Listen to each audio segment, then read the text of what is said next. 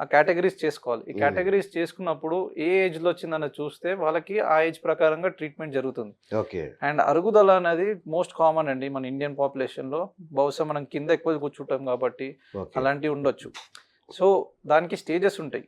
Patient మన దగ్గరకొచ్చినప్పుడు మనం ముట్టుకొని ఎగ్జామిన్ చేస్తే ప్రాపర్‌గా 80%గా మనకు తెలిసిపోతది. ఓకే. ఏ స్టేజ్‌లో ఉన్నారన్నది. అచ్చా. వాళ్ళ నడకలో గూడా తెలుస్తది మనకి. సో, నేను పేషెంట్ లోపటికొస్తున్నప్పుడే వాళ్ళ నడకను చూసే చెప్పగలుగుతాను. అవునా? ఓకే. సో, అంత ఎక్స్‌పీరియన్స్ అయిపోయింది నాకిప్పుడు. అంతే కదా. సో, వాళ్ళకి ఎక్స్‌రే నించోబెట్టి అంటే వాళ్ళు బరువు పడినప్పుడు వాళ్ళ అరుగుదల ఎంతుందనేది మనకు క్లారిటీ వస్తది. ఓకే. దానికి 4 స్టేజ్‌లుంటాయి. రైట్. 1, 2, 3లో యూజువల్‌గా ట్రీట్మెంట్స్ ఏందంటే లైఫ్ స్టైల్ మోడిఫికేషన్స్ అంటాం. అచ్చా. అంటే వెయిట్ తగ్గడము, ఓకే. లేదంటే కొన్ని మెడిసిన్స్ ఉంటాయి, కొన్ని ఇంజెక్షన్స్ ఉంటాయి. గుజ్జుది, జెల్ అచ్చా. ఇంజెక్షన్స్ అంటాం. ఆహా. ఇలాంటివి ఇస్తుంటాం.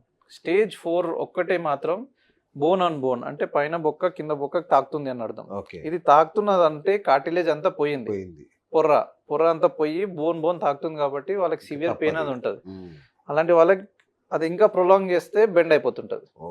సో చాలా మంది నడుస్తున్నప్పుడు ఇలా కరెక్ట్, ఇలా కరెక్ట్. నడుస్తుంటారు. అవునవును. అది చూస్తే మీకు తెలిసిపోతది. ఓకే. వాళ్ళు బహుశా వాళ్ళకి ఏం రీజన్ ఉంటదో తెలీదు. బట్ వాళ్ళు డిలే చేసుకుంటూ ఒక సర్టెన్ స్టేజ్‌లో మోస్ట్లీ వస్తారు. ఫైనాన్షియల్ అదే రిజర్వేషన్స్ ఉంటాయి ఇక.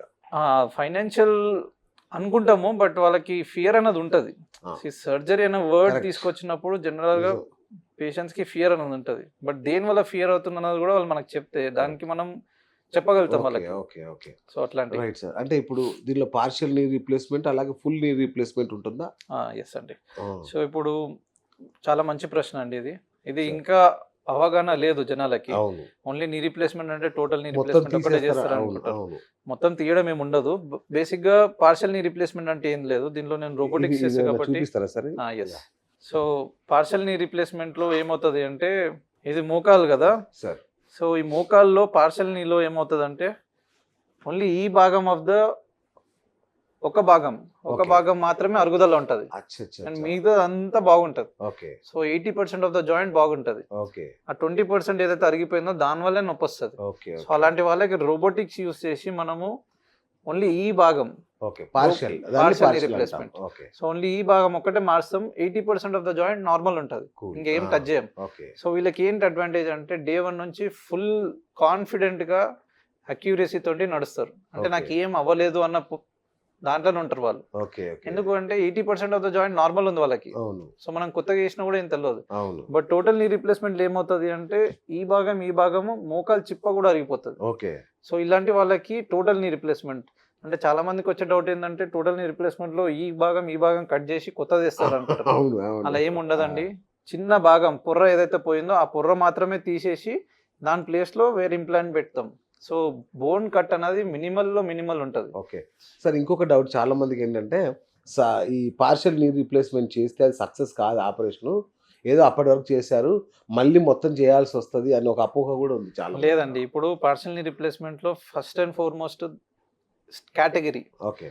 సర్జరీ అనేది రైట్ టైంలో రైట్ సర్జన్ చేతిలో జరిగితే ఈజీగా 10-15 ఇయర్స్ వస్తుంది. సూపర్. ఓకే. సో ఇప్పుడు మేము రీసెంట్గా 65 ఇయర్ మేల్కి చేసాం. ఓకే. 65 ఇయర్ మేల్కి చేసాం ఎందుకు అంటే ఓన్లీ ఒకటే భాగం అరిగిపోయింది, మిగతా 80% మంచిగా ఉంది. సో అతను చాలా హ్యాపీగా ఉన్నాడు. అచ్చా. 45 ఇయర్స్ వాళ్ళకి టోటల్ నీ రీప్లేస్మెంట్ చేసిన వాళ్ళు కూడా ఉన్నారు. ఓకే. అది ఎందుకు చేసాము, వాళ్ళకి కీలవాతం అంటే రుమటెడ్ ఆర్థరైటిస్. అచ్చా. అచ్చా. రుమటెడ్ ఆర్థరైటిస్ ఒక వ్యాధి. దాంట్లో ఏంటంటే బోన్ కార్టిలేజ్ని తినేస్తుంది. ఓకే. సో వీళ్ళు మెడిసిన్ సరిగ్గా తీసుకోకపోతే అది ఫాస్ట్గా తినేసి అరుగుదల అనేది తొందరగా వస్తుంది. అచ్చా. అచ్చా. సో యూజువల్గా 45 ఇయర్స్లో మనం టోటల్ నీ రీప్లేస్మెంట్ చాలా తక్కువ మందికి చేస్తాం. ఓకే. సో వీళ్ళకి కీలవాతం కానీ లేదంటే ఏమన్నా దీనికి కూడా ఏజ్ ఉంటుందా సార్? పార్షియల్ చేయడానికి ఒక ఏజ్ టోటల్ అదే చెప్తున్నా, దానికోసం ఈ డిఫరెన్స్ చెప్తున్నా. రైట్. అలా ఏం ఉండదు. ఓకే. సో మేము 45లో యూజువల్గా పార్షియల్ నీ రీప్లేస్మెంట్ చేయొచ్చు అని అనుకుంటాము. బట్ మేము 65లో కూడా చేసాం. సో 45లో యూజువల్గా నీ రీప్లేస్మెంట్ అవసరం పడదు. అచ్చా. బట్ ఈ లేడీ మొన్న చేసినాము, ఆమెకి రుమటెడ్ ఆర్థరైటిస్ అది ఉండడం వల్ల టోటల్ నీ రీప్లేస్మెంట్ చేసాం. సో బేసిక్ కాన్సెప్ట్ ఏంటంటే పార్షియల్ నీ రీప్లేస్మెంట్ లో ఒకటే భాగం అరుగుదల ఉంటుంది. ఓకే. టోటల్ నీ రీప్లేస్మెంట్ లో జాయింట్ మొత్తం అరుగుదల ఉంటుంది. ఓకే. సో అలాంటి వాళ్ళకి పార్షియల్ నీ రీప్లేస్మెంట్ చేస్తే సఫర్ అవుతారు. Okay. So proper selection of the patient అనేది చాలా ఇంపార్టెంట్. రైట్. అది మాలాంటి మేము ఎక్స్పీరియన్స్ డాక్టర్స్ కాబట్టి కరెక్ట్గా చెప్పగలుగుతాం. Right sir. ఇంకొకటి నేను ఇంట్రోలో ప్రేక్షకులకు ఒక హామీ ఇచ్చా, 60 ఏళ్ళ వయసులో కూడా మీరు 20 ఏళ్ళలాగా పరిగెడతారండి. సో అంటే ఈ ఆపరేషన్ తర్వాత నిజంగా ఆ స్టేజ్ వస్తుందా? ఎస్ ఆ అండి. నమ్మకం వస్తుందా? వాళ్ళ ఎనర్జీ లెవెల్స్ ఉన్నాయంటే ఓకే. డెఫినెట్‌గా నేను జాగింగ్ గూడా చేపిస్తాను పేషెంట్‌లతోని. ఓహ్! వావ్! యెస్. ఓకే. నా మెయిన్ కాన్సెప్ట్ ఏందంటే ఫాస్ట్ ట్రాక్ నీ రిప్లేస్‌మెంట్స్. పొద్దున అచ్చా! ఆపరేషన్ చేసి పేషెంట్‌ని సాయంత్రం నేను అదే వాళ్ళ అడగాలనుకున్నాను. Energy levels yeah! మంచిగా ఉంది. వాళ్ళు పాజిటివ్‌గా ఉన్నారు అనుకుంటే వాళ్ళని నడిపియడం 100% గుడ్. అవునా? వాళ్ళకేంది అంటే అరే! ఇదేదో చిన్న ప్రొసీజర్ గదా! డాక్టర్ గారు నడిపిస్తున్నాడు. నాకు ఇంకేంటి అన్న కాన్ఫిడెన్స్ వచ్చేస్తది. Very nice. నేను అది చాలా నేనే దగ్గరుండి పేషెంట్‌లని నడిపిస్తా. ఓకే. అది నేను పర్సనల్‌గా తీసుకుంటాను. వండర్‌ఫుల్. వండర్‌ఫుల్. అట్లా. ఇంకొకటి సార్, ఇంకొక చాలా మందికి డౌట్ ఏంటంటే ఆహ్, మనకు గ్రామాల్లో ఏంటంటే ఇండియన్ టాయిలెట్ అనేది చాలా కామన్. హ్మ్. అట్లా కింద కూర్చోవడం కూడా బాగా అది ఉంటుంది. హ్మ్. తినడం గానీ దేనికైనా. సో ఈ ఆపరేషన్స్ తర్వాత, ఈ నీ రీప్లేస్‌మెంట్ తర్వాత మళ్ళీ ఇండియన్ టాయిలెట్‌లో కూర్చునే అవకాశం దొరుకుతుందా వాళ్ళకి? చాలా మంచి ప్రశ్న అండి. యెస్. చాలా మంది womens especially yes. Village areas నుంచి వచ్చే వాళ్ళు అడిగే ప్రశ్న అది. అది చేయొచ్చు. బట్ చేస్తే ఏంటి అంటే మనము ఆ 2 స్టీల్ మధ్యలో ఒక ప్లాస్టిక్ పెడతాం. ఆ! దానికి కూడా ఒక లైఫ్ ఉంటది. ఓకే. సో దాన్నే మనం 18-20 ఇయర్స్ వస్తదంటాం. ఆ! ప్రాపర్ సర్జరీ, ప్రాపర్ హ్యాండ్స్‌లో చేస్తే 18-20 ఇయర్స్ ఈజీగా వస్తది. ఓకే. బట్ ఇండియన్ వాష్‌రూమ్‌లో కూర్చోడనప్పుడు మోకాలనేది ఎక్కువ బెండ్ చేయాలి. ఓకే. ఆ ఎక్కువ బెండ్ చేసినప్పుడు ఈ పోస్టీరియర్ లిప్ దగ్గర ఎక్కువ స్ట్రెస్ పడతది. ఓకే. దాంతో అరుగుదల దాని కూడా వేర్ అండ్ టేర్ అయిపోతది. ఓకే. సో అది మళ్ళీ లైఫ్ అనేది ఒక 10 ఇయర్స్, 12 ఇయర్స్‌కి పడిపోవచ్చు. ఓహో! సో దానికోసం యూజువల్‌గా అవాయిడ్ చేస్తాం. అచ్చచ్చ! బట్ అప్పుడప్పుడు మీరు టెంపుల్స్‌కెళ్ళి కూర్చోవచ్చు అంటే కూర్చోమని చెప్తాను నేను. అచ్చా! కూర్చోవచ్చా? కింద కూర్చోవచ్చు. సూపర్. బట్ రెగ్యులర్‌గా చేయొద్దనే చెప్తాం. ఓకే. దాని లాంగివిటీ అనేది పెరుగుతది. ఓకే. రైట్. Right sir. ఇంకా మీరు రోబోటిక్ సర్జరీలో స్పెషలిస్ట్ యాక్చువల్‌గా మీరు.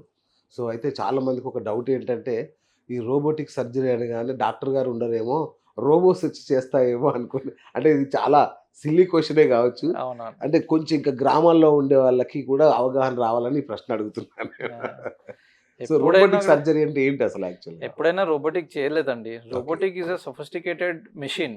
అచ్చా! దాంట్లో ఏఐ గాని ఇవన్నీ ఉంటాయి. Advance okay. టెక్నాలజీ ఉంటది బేసిక్‌గా. రైట్. రైట్. బట్ దానికి బ్రెయిన్స్ అనేది ఉండదు. ఓకే. బ్రెయిన్ అనేది డాక్టర్‌దే. ఓకే. సో పేషెంట్ డేటా తీసుకొని మనం మెషిన్‌కి ఇస్తే ఆ మెషిన్ సర్టెన్ క్రైటీరియాస్ ఇస్తది. ఓకే. ఈ పేషెంట్‌కి ఈ పలానా పొజిషన్ ఉంది. నువ్వు ఇలా పెడితే బెటర్ అని ఒక సూచన సజెషన్. ఇస్తది. ఓకే. ఆ సజెషన్ మాత్రమే ఇస్తది. దాన్ని కూడా మనము డిసైడ్ చేసుకోవాలి. సో, ఆపరేషన్ టేబుల్ దగ్గర మీరుంటారు. 100% మేమే చేయాలి. అదే అంటున్నా. డేటా కూడా మేమే మీరెక్కడ ఇయ్యాలి దానికి. మీరెక్కడో ఇంట్లో కూర్చొని లేదు, ఇప్పుడు లేదు. మార్చేసి అంటే అది మారుస్తదేమో అది అని. బహుశా వస్తదేమో ఫ్యూచర్‌లో గానీ అవునా? ఎంతైనా కూడా ఆపరేషన్ అయితే మేమే కట్ చేయాలి, మేమే ఓపెన్ చేయాలి, మేమే అచ్చా! తీయాలి. ఓకే. దాని దగ్గర తీసుకోపోవాలి. ఇవన్నీ ఉంటాయి. ఓకే. రోబోటిక్ ఎప్పుడు చేయలేదండి. It okay. Is just a machine which is sophisticated and highly advanced. So, robots చేయడం అనేది ఏమి ఉండదు. ఇంపాసిబుల్. మీరే చేస్తారు. పక్కనే ఉంటారు కానీ అదేదో సజెషన్స్ ఇస్తుంది అంతే. అంతే. మనం దానికి డేటా ఇస్తే ఆ డేటాను తీసుకొని సజెషన్స్ ఇస్తది. ఆ ఓకే. సజెషన్ కూడా మనం తీసుకోవాలా లేదా అని మనం డిసైడ్ చేయాలి. రైట్. సో ఆ ప్రాపర్ బ్రెయిన్ సర్జన్ ఆయన నాలెడ్జ్‌ని దానికి మెషిన్‌కి ఇస్తే ఆ కరెక్ట్. డేటాను కొలాబరేట్ చేసి చేసిన సర్జరీలే సక్సెస్‌ఫుల్ అయితాయి. సూపర్. సో, సాధారణ సర్జరీ చేయించుకున్న వాళ్ళకి, రోబోటిక్ సర్జరీ చేయించుకున్న వాళ్ళకి రికవరీ పర్సెంటేజ్‌లో తేడా ఉంటదా సార్? 100% ఉంటదండి. ఓకే. ఫాస్టర్ రికవరీ, ప్రిసిషన్ అంటే మనకి రోబోటిక్‌లో ఏంటంటే అడ్వాంటేజ్ బోన్ ప్లేస్‌మెంట్ అంటే ఇంప్లాంట్ ప్లేస్‌మెంట్ సార్. ఎక్కడ పెట్టాలనేది కూడా మనకి క్లారిటీ అనేది సర్జరీ కన్నా ముందే తెలిసిపోతది. ఓకే. మాన్యువల్ దాంట్లో అట్లా ఉండదు. మాన్యువల్ అచ్చా! దాంట్లో ఏంటంటే మెషిన్ కొన్ని ఇన్‌స్ట్రుమెంట్స్ ఉంటాయి. ఆ ఇన్‌స్ట్రుమెంట్స్ ప్రకారంగానే కట్ చేయాలి. ఓకే. సో ప్రతి పేషెంట్‌కి సేమ్ ఉంటదది. అచ్చచ్చా! బట్ ఇదేంటంటే టైలర్ మేడ్. ఓహ్! సో మనం ప్రతి దానికి ఒక డేటా ఇస్తాం దానికి. ఓకే. ప్రతి పేషెంట్‌ది. అవును. ఆ పేషెంట్ డేటా తీసుకొని అది మనకి ఇది ఇస్తది. Wonderful. So it's a tailor made, custom made అనుకోండి ఇంకా. ఓకే. సో అడ్వాంటేజ్ చాలా ఉంటది. అక్యురసీ ఉంటది, ప్రిసిషన్ ఉంటది, ఇంప్లాంట్ పొజిషనింగ్ మంచిగా ఉంటది, ఫాస్టర్ రికవరీ ఉంటది, పెయిన్ తక్కువ ఉంటది. ఓకే. బోన్ కూడా చాలా మినిమల్‌గా కట్ అవుతది అచ్చచ్చా! Compared to the manual thing. Okay. So అది చాలా చూస్తున్నాను నేను. సూపర్. డెఫినెట్‌గా మంచి ఇంప్రూవ్‌మెంట్ ఉంటది పేషెంట్స్‌కి. వండర్‌ఫుల్. సార్, తర్వాత ఆపరేషన్ తర్వాత సేమ్ డేలో నడిపిస్తాను అన్నారు మీరు. యెస్. ఆఫీస్‌కి ఎప్పుడెళ్ళొచ్చు? అంటే రెగ్యులర్ వాళ్ళ పనులకు ఎప్పుడెళ్ళొచ్చు? ఎన్ని రోజులు పడుతుంది? ఎన్ని గంటలు పడుతుంది? యూజువల్‌గా నేను 2 వీక్స్ ఇస్తానండి వాళ్ళకి టైమ్. ఓకే. కాకపోతే ఆపరేషన్ చేసుకున్న తర్వాత ఇంటికి ఒక 2 డేస్‌లో పంపిస్తాం మేము. అచ్చా! ఒక మోకాలు చేస్తే 2 డేస్, ఓకే. 2 చేస్తే 5 డేస్. ఓకే. నేను 2 ఒకసారి చేయను యూజువల్‌గా. ఓహ్! ఒకటి చేసిన తర్వాత 2 డేస్ గ్యాప్‌కి ఇంకోటి చేస్తాను. So okay. Same hospital stay. దీన్ని స్టాగర్డ్ నీ రిప్లేస్‌మెంట్ అంటాము. అచ్చా! సో ఒకటి చేసి 2 డేస్ తర్వాత ఆ 2 డేస్ వీళ్ళకి ఈ సర్జరీ అనేది హీలింగ్ అవ్వడానికి హెల్ప్ చేస్తది. ఓకే. వాళ్ళ బాడీ కూడా కోప్ అప్ అయితది. ఓకే. సో వాళ్ళకి డ్రింక్స్ గానీ, ఫుడ్ గానీ, మినరల్స్ గానీ, మంచి హెల్తీ ఫుడ్, హెల్తీ జ్యూసెస్ ఇవన్నీ ఇస్తాం 2 days. ఓకే దాంతో వాళ్ళు రీజ్యూనేట్ అవుతారు. Okay. రీజ్యూనేట్ అయ్యి ఎనర్జైజ్డ్ అయిన తర్వాత ఇంకోటి చేస్తాం.